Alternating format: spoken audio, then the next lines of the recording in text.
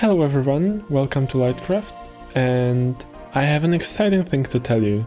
As I foreshadowed in the last episode, there is a change since then, and that change regards performance of the game, and video quality, and stuff like that. And it's amazing. Like look, we can see really far, which we weren't able in the last episode, if you haven't seen it. Oh, it's getting nighttime. Let's sleep. Anyway, the change is quite huge because we weren't able to see really far in the world because I was limited by my computer, and also there was a bit of lag and the videos weren't so smooth because my computer didn't handle it so well. So I decided to change it and buy a new one, and look, we can see really far. Actually, this is the maximal render distance with vanilla Minecraft. Of course you can extend it with mods, but that's 32 chunk of render distance, and it's amazing. We can see really far from our base. If we fly high enough, we can see KnickBock's base, the whole perimeter he was doing, and also shopping district. And I have to say I really love this because it gives a vibe of like more connectivity, because if you're limited just like we were before, like to the half of the lake or just to the edge of the jungle, if you play Minecraft and build big stuff, like if you want to transform this whole valley, you would see only the valley and not all of it even. So now it's much more connected, and I really love it and I'm excited about it. Also, the video and sound will be more smooth, there will be less noise, and you won't experience any lag, because right now I have enough frames per second for it to be really smooth. Actually, I have more than enough. With this, we can also put our shaders on, but I don't want to play with shaders because I really like the natural look of the Minecraft. Of course, I'm not saying that shaders are bad, but I just want to play without them, and just sometimes to spice it up a little bit, I will play with them, but I think not on the video because I want to keep it consistent. Let's just look once how it would look with shaders, so you can imagine. Yeah, and here we are with shaders. My computer doesn't like it though, it's loud. You can see it's brighter and like more shadery. We can see ourselves in the shadow, but this is not the way I want to play. I just want the normal Minecraft. So let's go back right now.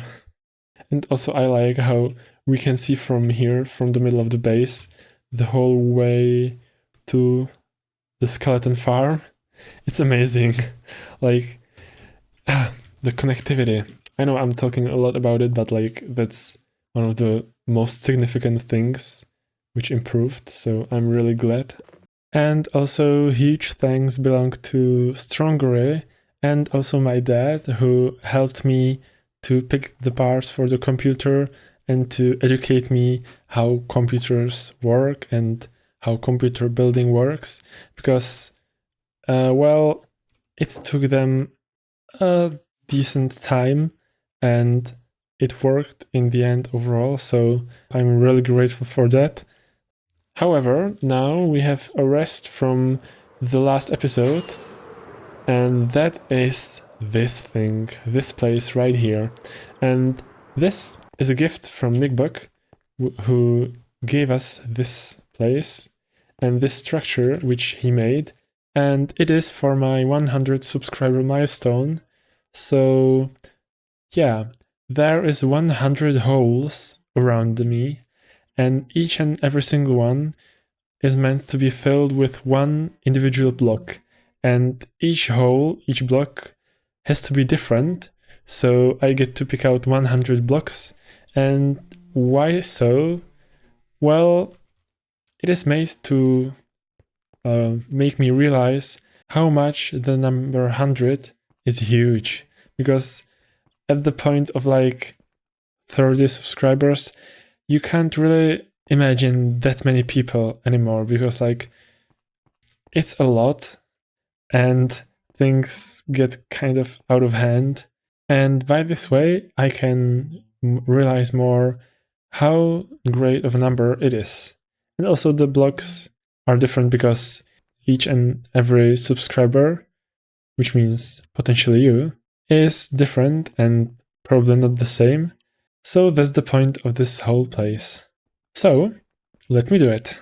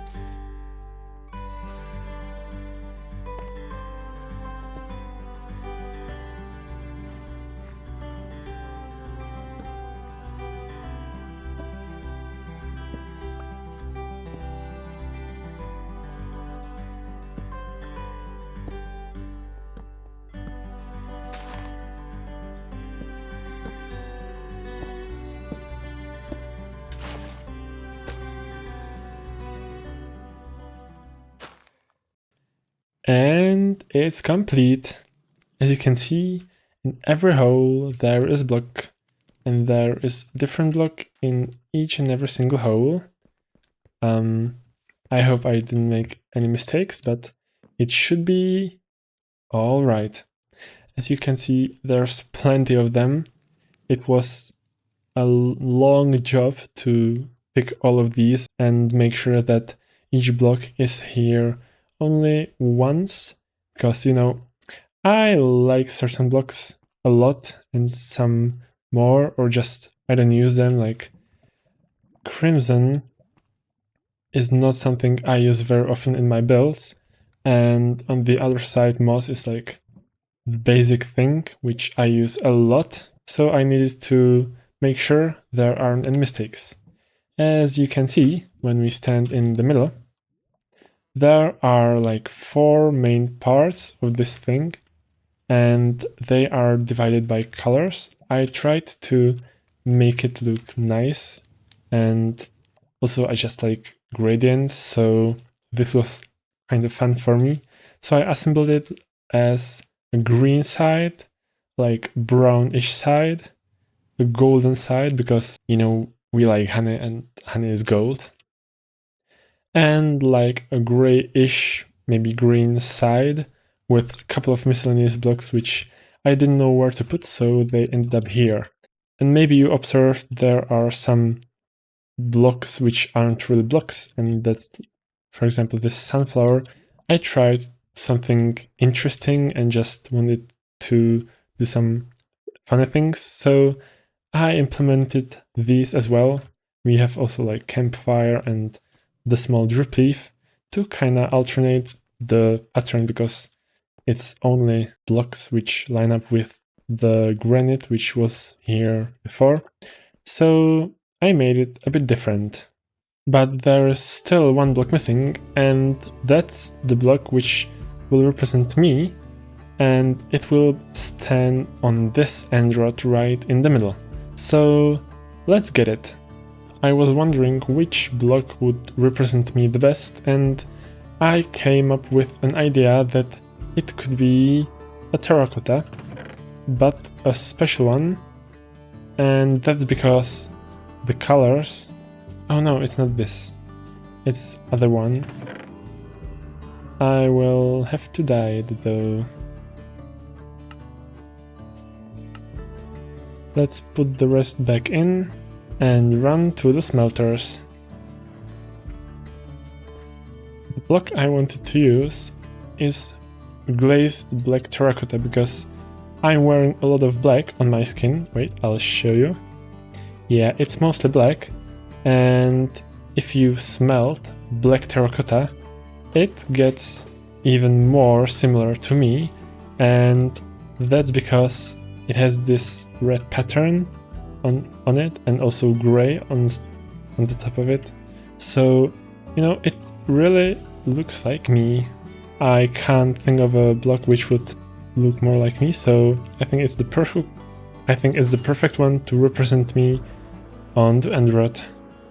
So with this, let's complete the gift from KnickBock, and if we look from a bit further away, it's perfect. Well, I'll make one little change, and I think it looks weird when it's like above other blocks, so I'll just put it right here with the Android. Or without it? I like how it glows, but also other blocks here glow as well. So I think I'll leave it like here. The thing that it's in the middle is enough. I like it like that. So thank you again from the bottom of my heart for each and every single of you who subscribed and who enjoy my videos. I hope you will enjoy watching my videos for a long time, and it's gonna be fun. But there is another really important thing that we will be doing now, and I'm really excited about it. And also, it will transform the look of this valley a lot, and it's the terrain. Today, we are going to start transforming the terrain because this terrain here is kind of basic and it's everywhere in the Minecraft world. So I want to distinguish this valley from it and make it obvious that when you walk inside that something's different and that it's not the basic terrain, and that's by changing the grass and stones for some other blocks. So let me grab a couple of materials and I'll show you. And I'm here with all of the blocks behind me. It's a variety of green blocks like green concrete and moss block and green wool, lime terracotta and green concrete powder, which I'll be using to replace the grass. And also I have other blocks like andesite and stony materials to replace the rocks. The idea of this terrain is inspired by Pearlescent Moon's terrain, which she did in Hermitcraft Season 9 in her mega base, and that consisted mostly of blobs of green color laid on the ground, which made a really nice looking terrain. And then I had a thought that what if I replaced the terrain but with layers. So for example, if we replace the terrain, the moss would be on this layer, then it would be concrete powder and maybe like lime terracotta, and it would stack up, so every layer would be a different color. But still it would be green, and I think it will look amazing. And on the areas where it is too steep, then I will put andesite and the other rock-looking blocks. So let's transform the hill behind me and see how it goes.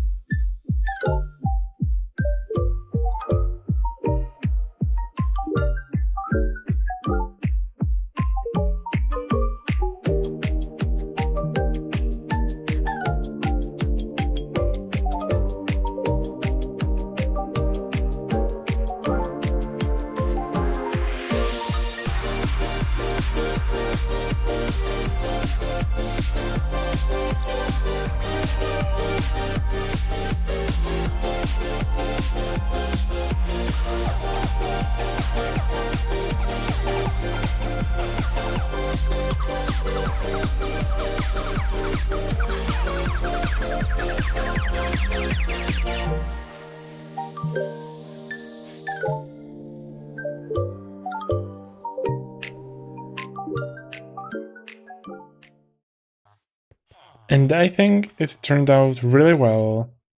Look at all of those layers from the bottom all the way to the top, and also the rocks with a little bit of shadowing. And I think I did a great job at distinguishing the normal terrain and the terrain we will be having here in the valley. And I didn't have to do a lot of landscaping. Actually, the terrain looks just the same. It's just retextured. But even though I didn't make a lot of changes to the shape of the terrain here, I am planning on to changing it a bit somewhere. For example, this path, I want it to be like a synced in a little bit, and the terrain around it would be a bit higher, maybe like with a slight overhangs, and on the other side as well, so the path would feel like a bit closed, and then it would come up to the normal surface level and go into the mine. Also, this terrain is not completed, even though it's transformed. I still want to add more greenery and bushes and stuff here. I don't want to look just this plain. And also I need to do some lighting up because a lot of monsters spawn here and I really don't want any creepers blowing up this beautiful terrain. And you might wonder what this thing is in the middle. That is a hole for the waterfall, which will be flowing from the top all the way to the bottom. Here I will make a little lake or a pond and then continuing stream there. Also, I will have to transform this terrain a bit because water can't flow upwards, so we'll have to figure it out later. Getting back to the waterfall itself, it will be a waterfall with classic water, but also with some twinkles. It will have glass panes shattered around the places which the water will fall on top of. For example, here there will be little droplets everywhere and also around here. But there is another thing I want to do with it, and that is some buildstone, which you have probably already seen somewhere because it's flying through the building community. And that is to add powdered snow with dispensers behind the water, so it will pop in and out of the dispenser and make nice white particles, which really look like flowing bubbles and just little droplets of water going everywhere from the waterfall. So yeah, I was thinking of the two ways I wanted to do that. At first, I wanted to do the waterfall the old way without the powdered snow because I designed this actually before I found out about the powdered snow trick. And then I tried it only using the powdered snow without the glass panes, and it also didn't feel right. So then I decided that I will do a little bit of both. So let me do it now, and we'll see how the finished waterfall looks like. Spoiler alert, it's great.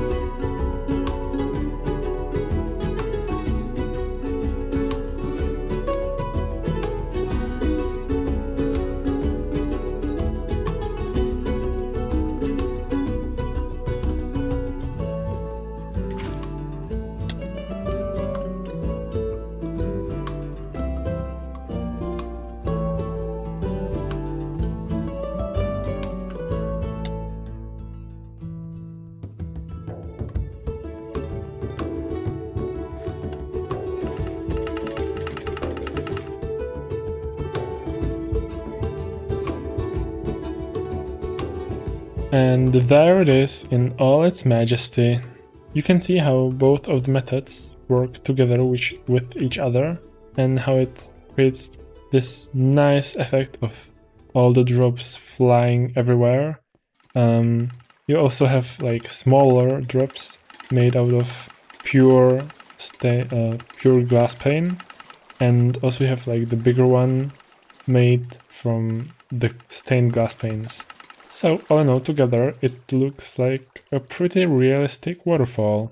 But it has two disadvantages. The first one is that if you get really close, it gets really loud, which is quite unpleasant. But luckily we won't be walking around here quite often. There will be few paths around here, but not directly next to it. You can see that if I stand like 10 blocks next to it, I can't hear anything. And also the second thing is that it may cause lag in the future because there are a lot of dispensers and observers. And if we build more buildings around here and more stuff, it may cause lag. So for that case, I made a turnable clock, which you can just turn on and off if you need to. And it's hidden right here. You can just flick the comparator and it shuts down. See? No powdered snow dispensing, but also no drops. So let's turn it back on. And I think we made a huge chunk of improvement today with all the terrain and the waterfall. And also I'm planning on expanding it all the way to the valley. Basically everywhere we will be building other things. That means we will have to do it there on the hill, also to the ravine when I show you. Basically all the way there to the really deep ravine and all the way to the lake. So that will be all the valley that will be transforming. I have a lot of plans and a lot of builds, but they have their time to come. So yeah, that will be for the terrain. And also I have one other thing which I want to change, and that's how paths are textured, because when I made these paths, I think the outline is great when you have like the pathing, it goes around and it has curves and all of that, but it's really messy. Like you have at least 5 different blocks which I used, and it's really noisy and it really doesn't make you follow the path. When I walk around the valley, I just walk through the grass, and that's not what I really want. So I made a few designs. Oh, lamppost. So I made few designs which I chose from, and I will show you. It's right here at the outer part of the valley, and I was just making some paths so I would know how they look like and could show you. And these are the blocks that different paths use. The main one, like the core in the middle, is always packed mud, and there are variations which are around it. So I made this one. There is also with rooted dirt, which looks kind of nice. The with jungle planks, which for my taste is kind of too sharp. The difference is too big, so I'm not going with this. Neither with this one because it's too sharp as well, but into the darker tone. The coarse dirt one is interesting, but the final one, which I've decided on, is a mix of brown concrete powder and some rooted dirt, because I think it looks the best and the cleanest, and I just want to walk on these paths, and it makes me stay on them. So in the future I will be redoing all of the paths that I have right now in the valley with this one. I think it will add to the cleanliness because right now it's a bit messy, so So I think it will improve the look of it. But all of that will have to wait for the future, because this is all the time we got for this episode. So I'm really glad that we did the terrain. I'm even more glad that I have the new PC, because it makes me really happy to see all the terrain around me and the landscape. And also it makes the editing a bit easier and more fun.